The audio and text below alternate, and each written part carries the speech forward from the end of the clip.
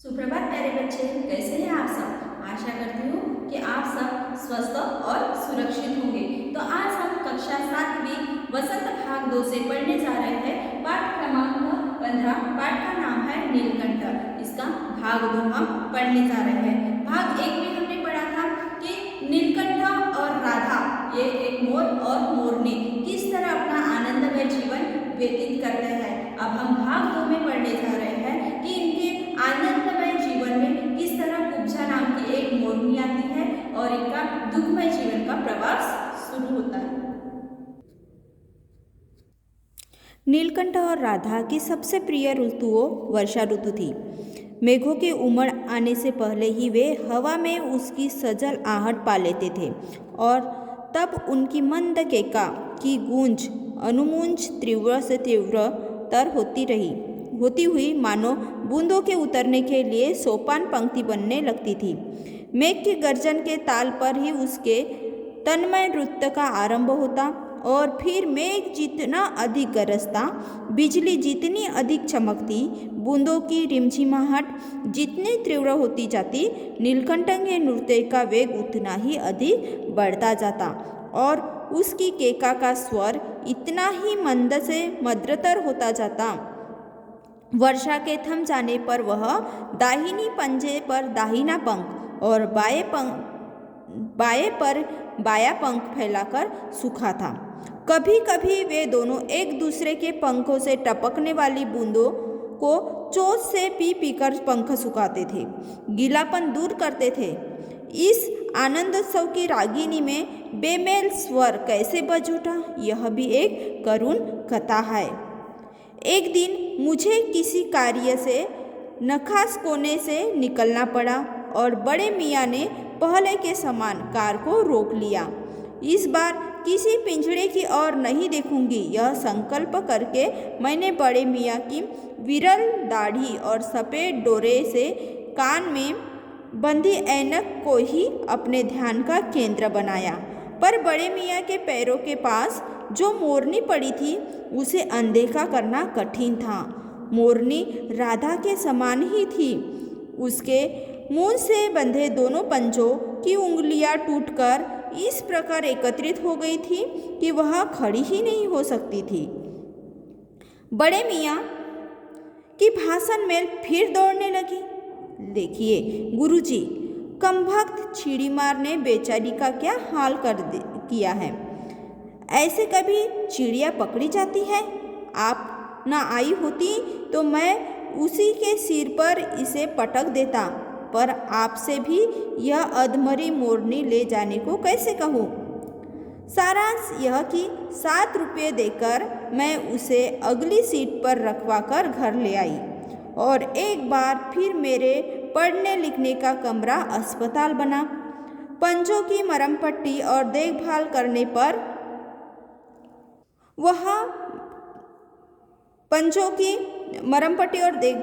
पर वह महीने भर में अच्छी हो गई। उंगलियां वैसी ही टेढ़ी मेढ़ी रही, परंतु वह ठूठ जैसे पंजों पर डगमगाती हुई चलने लगी। तब उसे जाली घर में पहुंचाया गया और नाम रखा गया कुब्जा। नाम के अनुरूप वह स्वभाव से ही भी कुब्जा ही प्रमाणित हुई। अब तक नीलकंठ और राधा साथ रहते थे, अब कुब्जा उन्हें साथ देखते ही मारने दौड़ती। चोट से मार मार कर उसने राधा की कलंगी नोच डाली, पंख नोच डाले। कठिनाई यह भी थी कि नीलकंठ उससे दूर भागता था और वह उसके साथ रहना चाहती थी। न किसी जीव जंतु से उसकी मित्रता थी, न वह किसी को नीलकंठ के समीप आने देना चाहती थी। उसी बीच राधा ने 2 अंडे दिए, जिनको वह पंखों में छिपाए बैठी रहती थी। पता चलते ही कुब्जा ने चोंच मार मार कर राधा को ढकेल दिया और फिर अंडे फोड़कर ठूठ जैसे पैरों से सब और छितरा दिए। इस कलह कोलाहल से और उससे भी अधिक राधा की दूरी से बेचारे नीलकंठ की प्रसन्नता का अंत हो गया। कई बार वह जाली घर के से निकल भागा। एक बार कई दिन भूखा प्यासा आम की शाखाओं में छिपा बैठा रहा, जहाँ से बहुत पुचकार कर मैंने उतारा। एक बार मेरी खिड़की के सेट पर छिपा रहा। मेरे दाना देने जाने पर वह सदा की भांति पंखों को मंडलाकार बनाकर खड़ा हो जाता, पर उसकी चाल में थकावट और आँखों में एक शून्यता रहती थी। अपनी अनुभवहीनता के कारण ही मैं आशा करती रही कि थोड़े दिन बाद सबसे मेल हो जाएगा। अंततः मैं 3-4 मास के उपरांत एक दिन सवेरे जाकर देखा कि नीलकंठ पूछ पंख फैलाकर धरती पर उसी प्रकार बैठा हुआ है जैसे खरगोश के बच्चों को पंखों में छिपाकर बैठा था। मेरे पुकारने पर भी उसके न उठने पर संदेह हुआ। वास्तव में नीलकंठ मर गया था क्यों का उत्तर तो अब तक नहीं मिल सका है।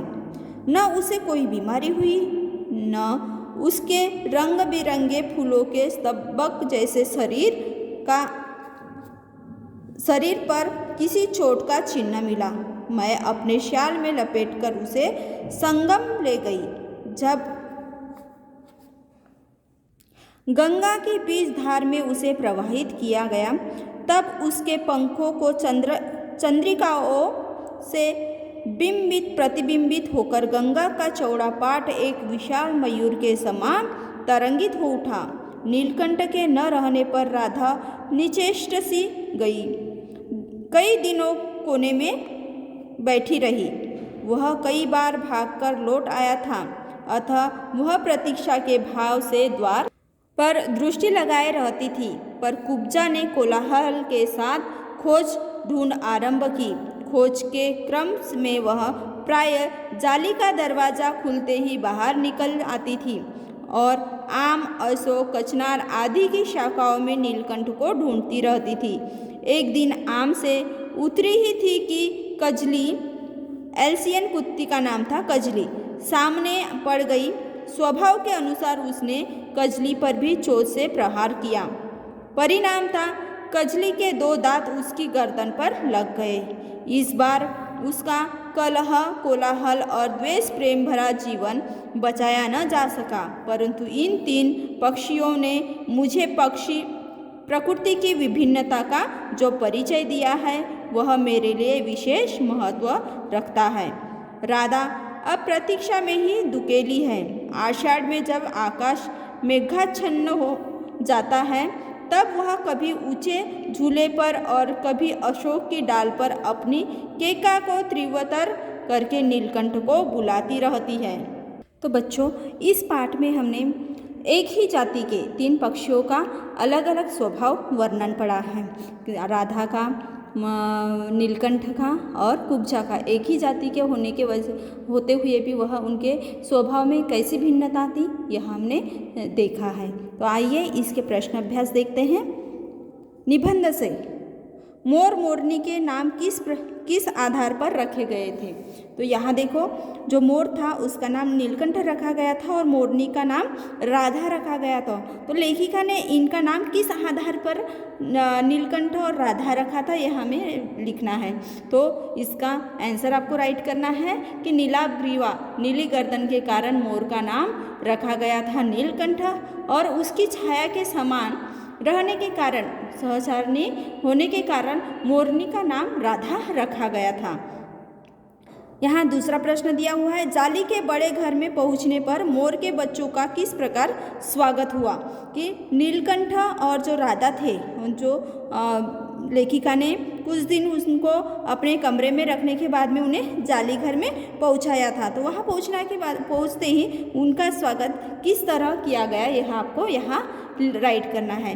तो जाली के घर में पहुँचने पर दोनों नवागंतुकों ने पहले से ही रहने वाले में वैसा ही कुतूहल जगाया जैसा नववधू के आगमन पर परिवार में स्वाभाविक है। जैसे वहाँ एक कबूतर था, तो उसने नाचना छोड़कर दौड़ पड़े थे। जो कबूतर थे वो घुटू घुटू करके इधर उधर घूम रहे थे।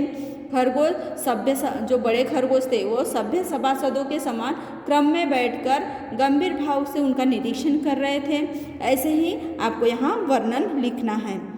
इस आनंदोत्सव की रागिनी में बेमेल स्वर कैसे बज उठा, वाक्य किस घटना की ओर संकेत करता है, यह आपको यहाँ राइट करना है कि किस तरह पहले नीलकंठ और राधा आनंद से रहते थे और किस तरह उनके इस रागिनी बेमेल स्वर कैसे गूंज उठा, यह आपको यहाँ राइट करना है। जब मोर जो राधा थी वह नीलकंठ के साथ में कैसे कैसे प्यार से रहती थी, वह आपको राइट करना है कि जब लेखिका ने पहले वह तो प्यार से रहते थे लेकिन उन्होंने बाद में कुब्जा नाम की जो मोरनी लाए थे उसके बाद में उनकी दुख भरी कहानी को शुरुआत हो गई थी। नीलकंठ और राधा के बीच में वो आ गई थी। राधा को परेशान करना उसने प्रारंभ कर लिया था।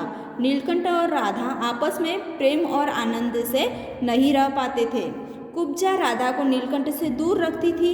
नीलकंठ राधा के साथ रहना चाहता था लेकिन जो कुब्जा नाम की जो मोरनी थी उसके स्वभाव की वजह से वह आपस में मिल नहीं पाते थे। उसका कुब्जा जो थी उसका स्वभाव भी बहुत ही खराब था। वह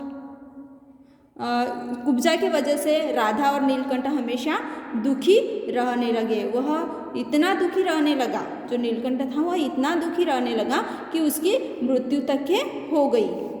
तो इसलिए यह वाक्य कहा गया है कि उनके आनंदोत्सव की रागिनी में बेमेल स्वर कैसे बज उठा। तो ये आपको वर्णन करना है, इस घटना को यहाँ वर्णन करना है। वसंत ऋतुओं में नीलकंठ के लिए जाली घर में बंद रहना असहनीय क्यों हो जाता था। जब वसंत ऋतु आता था तो वो जाली घर में उसे रहना पसंद नहीं था। तो इसमें आपको राइट करना है कि क्यों कैसे क्या उसको असह्य हो जाता था। वसंत ऋतु में जब आम के वृक्ष सुनहरी मंजरियों से लद जाते थे, अशोक नए लाल पल्लवों से ढक जाता था तब नीलकंठ के लिए जाली घर में रहना असह्य हो जाता था। तो यहाँ वसंत ऋतु का भी वर्णन किया हुआ है।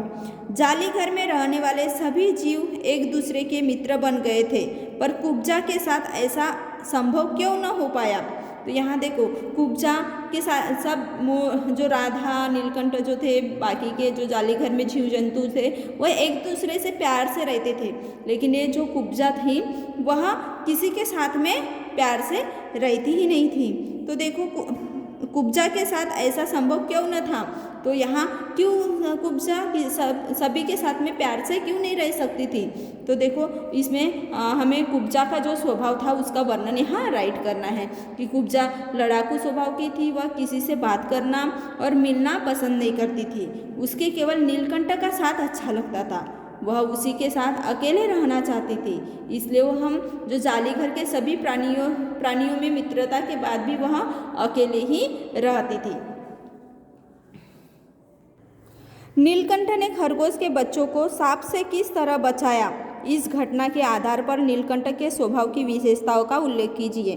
तो किस तरह नीलकंठ ने जो एक खरगोश का छोटा बच्चा था उसको बचाया। तो इस पे से हमको नीलकंठ का स्वभाव किस तरह का था, उसके स्वभाव को ही हमें यहाँ वर्णन करना है। तो एक दिन क्या हो जाता है कि जाली घर में एक सांप आ जाता है, भीतर पहुँच जाता है और वो एक खरगोश के छोटे से बच्चे को अपने मुंह में दबा लेता है। वो उस खरगोश के बच्चे को निगलने का प्रयास करता है, लेकिन जब वो हम खरगोश की चींची की आवाज़ सुनकर पेड़ पर बैठा नीलकंठ उसके पास आया और उसने सांप को फन के पास पंजों से दबाया और फिर चोट से इतने प्रहार किए कि वह अधमरा हो गया और उसने खरगोश के बच्चे को छोड़ दिया।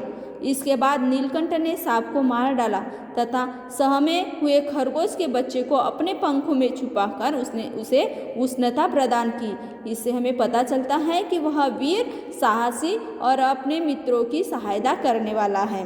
तो यह उसकी स्वभाव की विशेषता है। तो हमें इसका आंसर या 7वें क्वेश्चन का आंसर राइट करना है। और ये निबंध से आगे जो है ये आपको अपने शब्दों में राइट करना है। तो बच्चों आशा करती हूँ कि यह जो महादेवी वर्मा लिखित पाठ था नीलकंठ यह आपको समझ में आया होगा। धन्यवाद।